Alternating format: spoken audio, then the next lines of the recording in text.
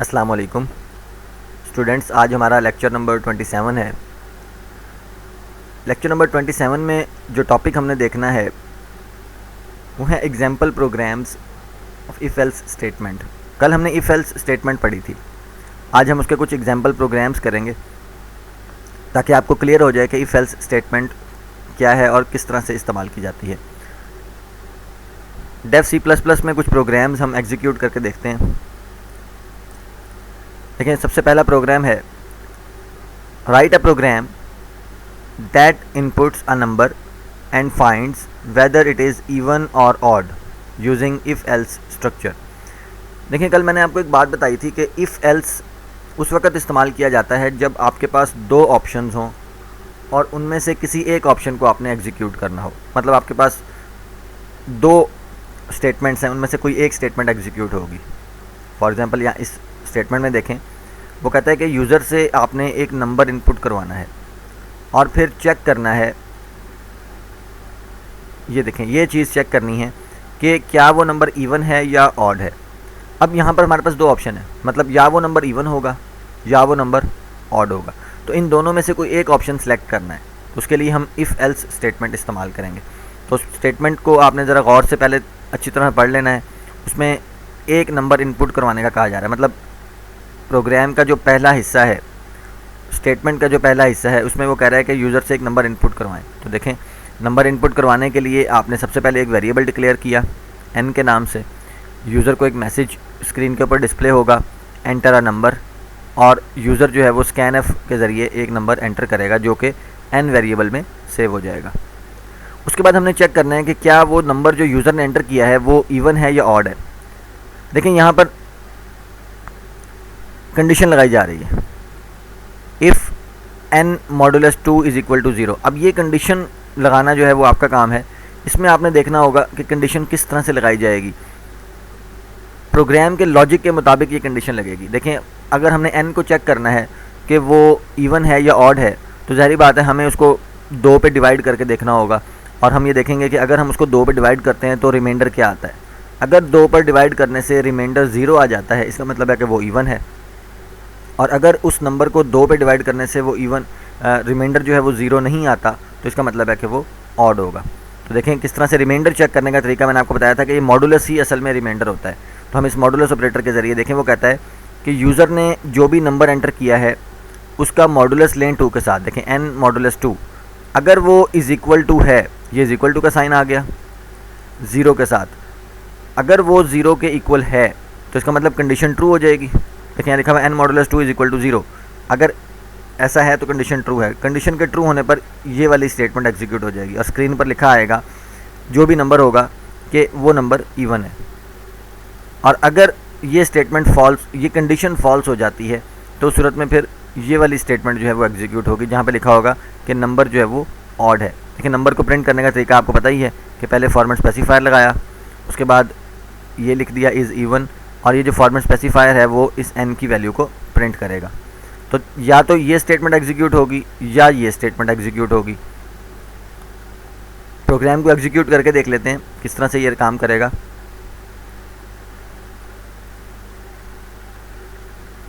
देखिए, जब प्रोग्राम की एग्जीक्यूशन स्टार्ट हुई तो सबसे पहले वो यूज़र से नंबर पूछ रहा है, एंटर अ नंबर। हम कोई भी नंबर एंटर करते हैं, फॉर एग्जांपल मैं 99 एंटर करता हूँ। उसके बाद जैसे ही मैं एंटर का बटन दबाऊंगा वो बता देगा कि 99 इज़ ऑड, कि 99 ऑड है। इसी तरह से अगर हम कोई और नंबर ऐड करते हैं, फॉर एग्जांपल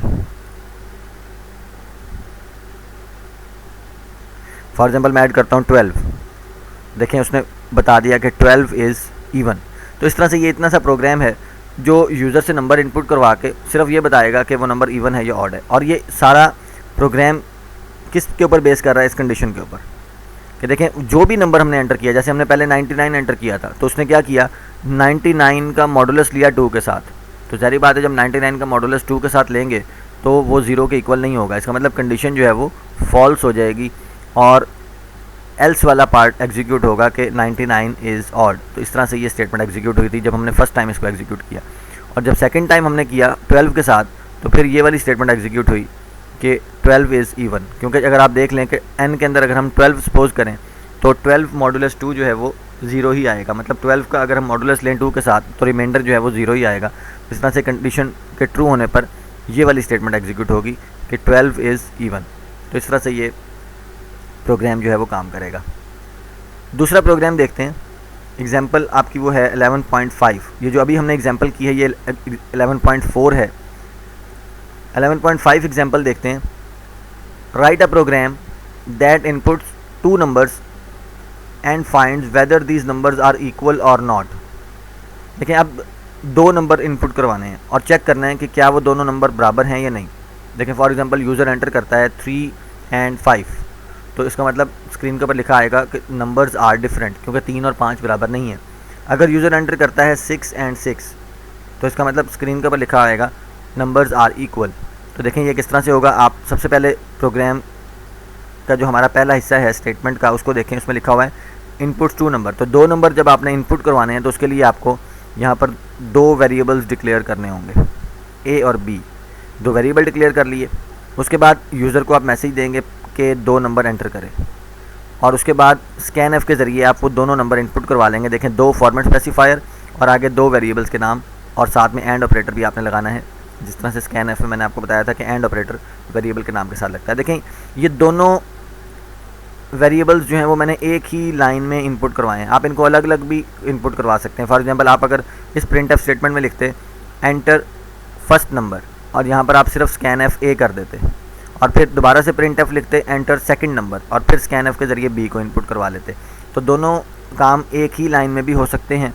और दोनों यहाँ पर आप जैसे मैंने 2 लाइनें में लिखी हैं प्रिंट एफ और स्कैन एफ, आप 2 लाइनें मज़ीद प्रिंट एफ और स्कैन एफ की लिख के अलग अलग काम भी कर सकते थे। उसके बाद जब नंबर्स एंटर हो जाएंगे तो चेक किया जाएगा कि वो नंबर बराबर हैं या नहीं। देखें यहाँ पर क्या कंडीशन लग रही है, a is equal to b check किया जा रहा है। If a is equal to b, अगर a और b बराबर हैं तो कंडीशन ट्रू हो जाएगी। फॉर एग्जांपल अगर a में भी 5 है b में भी 5 है तो देखें कंडीशन ट्रू हो जाएगी। 5 is equal to 5, condition true होने पर ये वाली स्टेटमेंट जो है वो स्क्रीन के ऊपर प्रिंट हो जाएगी, नंबर्स आर इक्वल। और अगर a और b बराबर नहीं है तो इसका मतलब कंडीशन फॉल्स हो जाएगी। देखें फॉर एग्जांपल अगर a में 10 है और b में 20 है तो a का मतलब 10 इज़ इक्वल टू 20 फॉल्स हो जाएगा। इसकी वजह से एल्स वाला पार्ट एग्जीक्यूट होगा, नंबर्स आर डिफरेंट। जैसे कल मैंने आपको बताया था कि या तो इफ़ वाला पार्ट एग्जीक्यूट होना है या एल्स वाला पार्ट एग्जीक्यूट होना है। तो इस तरह से कंडीशन, अब ये जो कंडीशन है असल में ये है प्रोग्राम का मेन हिस्सा। जब भी आपके सामने प्रोग्राम की कोई स्टेटमेंट आएगी, अगर आप ये कंडीशन बना लेते हैं तो इसका मतलब आप प्रोग्राम को सॉल्व कर सकेंगे।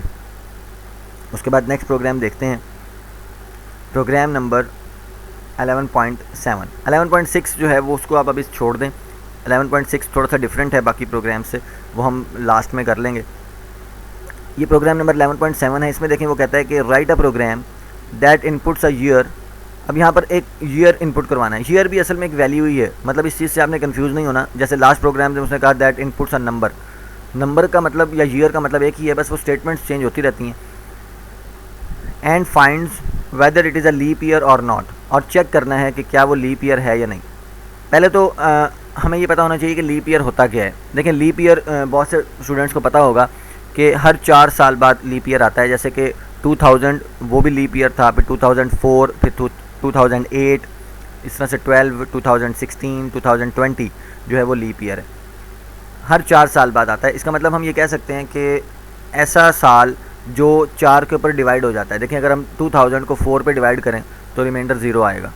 इस तरह से 2004 को करें, 2008 को करें, 2012 को 4 पे डिवाइड करेंगे तो रिमाइंडर 0 आएगा। इसका मतलब कोई भी ऐसा साल जिसको 4 पे डिवाइड करने से रिमाइंडर 0 आ जाए, इसका मतलब है कि वो लीप ईयर होगा।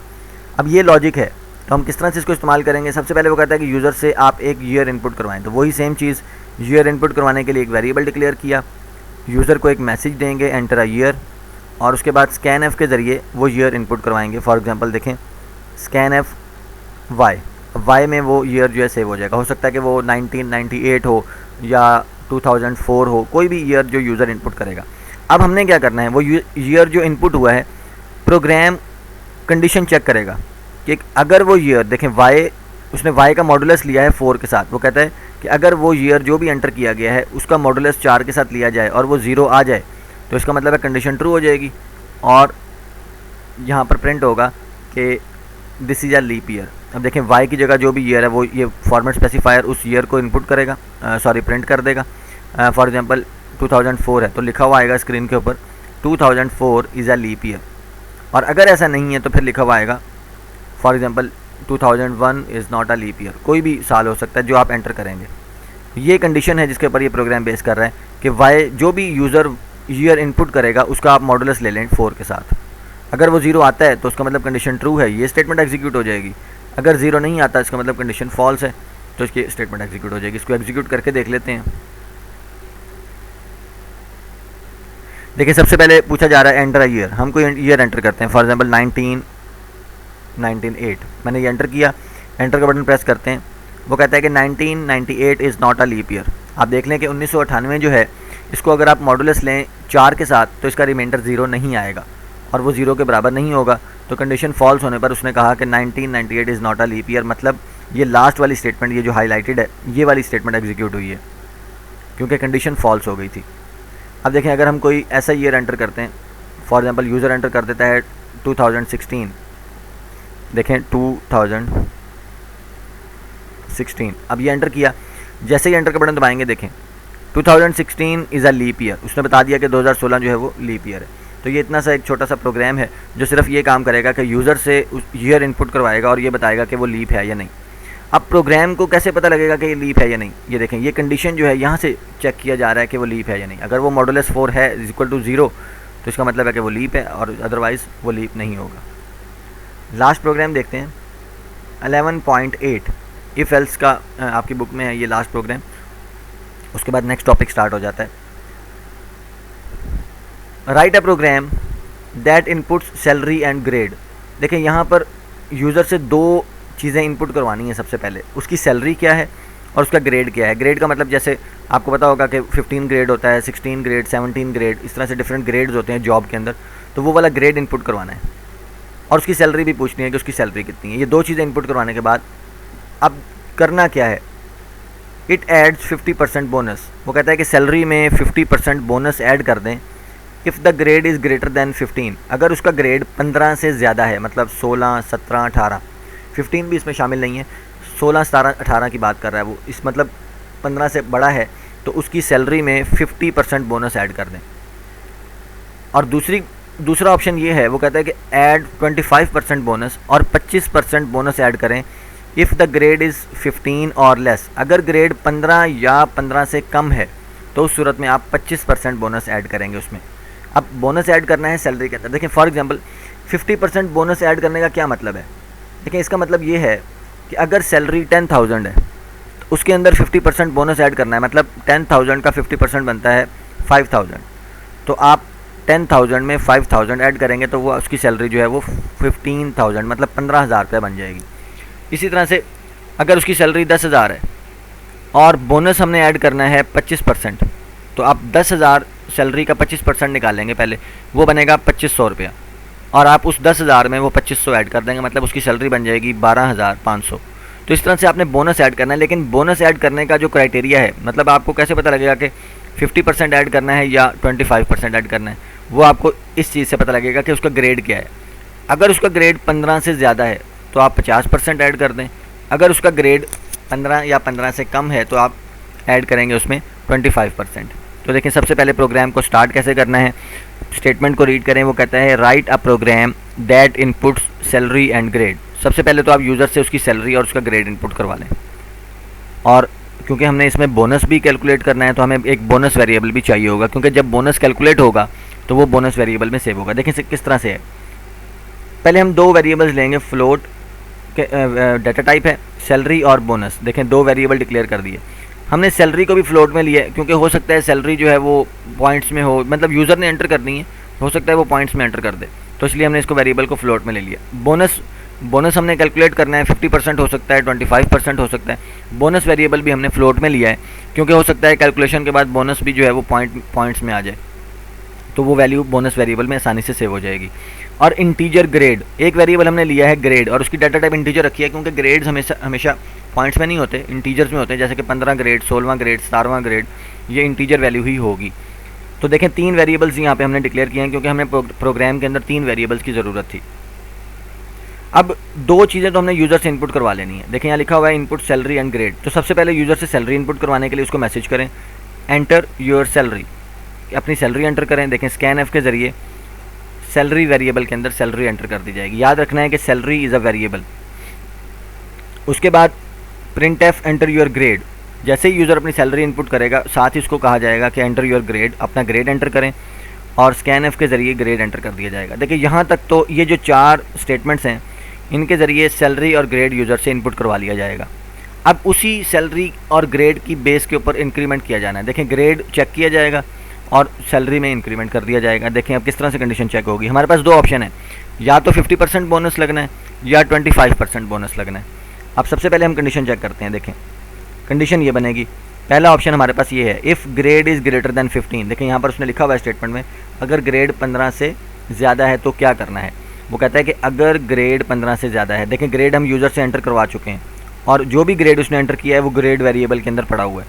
तो देखें यहाँ पर वही काम हमने किया है, ये ग्रेड वेरिएबल। वो कहता है कि ग्रेड वेरिएबल के अंदर अगर वैल्यू 15 से ज़्यादा है, मतलब 16, 17, 18, तो आपने ये काम करना है।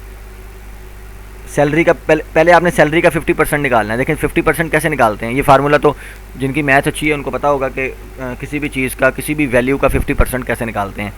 देखें सैलरी, जो भी सैलरी यूज़र ने एंटर की है that is a variable, salary variable. इसमें हो सकता है कि 15,000 पड़ा हो सकता है 20,000 पड़ा हो, जो भी यूज़र ने एंटर किया होगा। तो वही सैलरी वेरिएबल को मल्टीप्लाई करेंगे 50 के साथ और डिवाइड कर देंगे 100 के साथ, वो उस सैलरी का 50% निकल आएगा। फॉर एग्जांपल सैलरी अगर 10,000 है तो यहाँ पर 5,000 जो है वो उसकी वैल्यू आएगी और वो 5,000 बोनस वेरिएबल में असाइन कर दिया जाएगा। देखें इस चीज़ को कैलकुलेट करके सैलरी मल्टीप्लाई 50 डिवाइडेड बाई 100, जो भी आंसर आएगा उसको बोनस में डाल दिया जाएगा। अब ये उस सूरत में, ये वाली जो स्टेटमेंट है, ये वाली स्टेटमेंट ये उसी सूरत में एग्जीक्यूट होगी अगर ग्रेड 15 से ज़्यादा है। क्योंकि अगर कंडीशन फॉल्स हो जाती है, मतलब grade is not equal less than 15, तो क्या होगा कि वो फिर ये वाली स्टेटमेंट एग्जीक्यूट करेगा। तो ये स्टेटमेंट एग्जीक्यूट होनी है या फिर ये स्टेटमेंट। अब दूसरी देखें एल्स वाली स्टेटमेंट क्या है, bonus is equal to salary multiply 25 divided by 100। अब इस सूरत में वो क्या करेगा, सैलरी को 25 के साथ मल्टीप्लाई करेगा और डिवाइड कर देगा 100 के साथ। अब ये उसका 25% निकल आएगा। मतलब अगर सैलरी 10,000 है तो ये 2500 निकलेगा और 2500 जो है वो बोनस वेरिएबल में सेव हो जाएगा। अब देखें जैसे कि मैंने आपको पहले बताया था कि या तो ये स्टेटमेंट एग्जीक्यूट होगी इफ़ वाली, या फिर नीचे एल्स के बाद जो स्टेटमेंट है वो एग्जीक्यूट होगी। दोनों में से एक, डिपेंड करता है उसके ग्रेड के ऊपर। अब या तो 25% बोनस निकलेगा या 50% बोनस निकलेगा। अब बोनस कैलकुलेट करने के बाद, यहाँ मैं थोड़ी सी स्पेस दे रहा हूँ ताकि आपको समझ आ जाए बात की। देखें बोनस कैलकुलेट होगा, ये जो स्टेटमेंट है ना salary is equal to salary plus bonus, इसका इफ़ कंडीशन से या एल्स कंडीशन से कोई ताल्लुक नहीं है। मतलब इन दोनों स्टेटमेंट्स में से कोई एक स्टेटमेंट एग्जीक्यूट होगी और उसके बाद वो इसकी बारी आ जानी है, salary assignment operator salary plus bonus. अब जो भी बोनस आपने कैलकुलेट किया है, जारी बात है उस बोनस को ऐड भी तो करना है सैलरी में। फॉर एग्जांपल अगर आपने 10,000 सैलरी थी, आपने बोनस कैलकुलेट किया है 50% यानी कि 5,000, तो वो 10,000 प्लस 5,000 होकर उसकी न्यू सैलरी जो है वो 15,000 बन जाएगी, क्योंकि बोनस को सैलरी में ऐड भी करना है। तो यहाँ पर तो हम सिर्फ बोनस को कैलकुलेट कर रहे हैं कि बोनस बनेगा क्या ग्रेड के मुताबिक, और जब बोनस कैलकुलेट हो जाएगा तो ज़ाहिर बात है बोनस वेरिएबल में कोई ना कोई वैल्यू आ चुकी होगी और यहाँ पर हम उसको सैलरी प्लस बोनस करेंगे। देखें सैलरी जो भी है जो यूज़र ने एंटर की थी उसमें ऐड करेंगे बोनस को। फॉर एग्जांपल 10,000 प्लस 5,000 50% के मुताबिक, और वो 15,000 जो है वो इस सैलरी में सेव हो जाएगा। अब सैलरी की वैल्यू चेंज हो गई है, मतलब यूज़र ने जो सैलरी एंटर की थी अब उसके अंदर बोनस भी ऐड हो चुका है यहाँ पर, और लास्ट में हम उसकी सैलरी, जो भी सैलरी न्यू सैलरी बनेगी उसको डिस्प्ले कर देंगे। देखें your total salary is RS, ये फॉर्मेट स्पेसिफायर और आगे सैलरी वेरिएबल, तो जो भी न्यू सैलरी बनेगी वो डिस्प्ले हो जाएगी। इसको हम एग्जीक्यूट करके देखते हैं, देखें किस तरह से ये प्रोग्राम काम करेगा।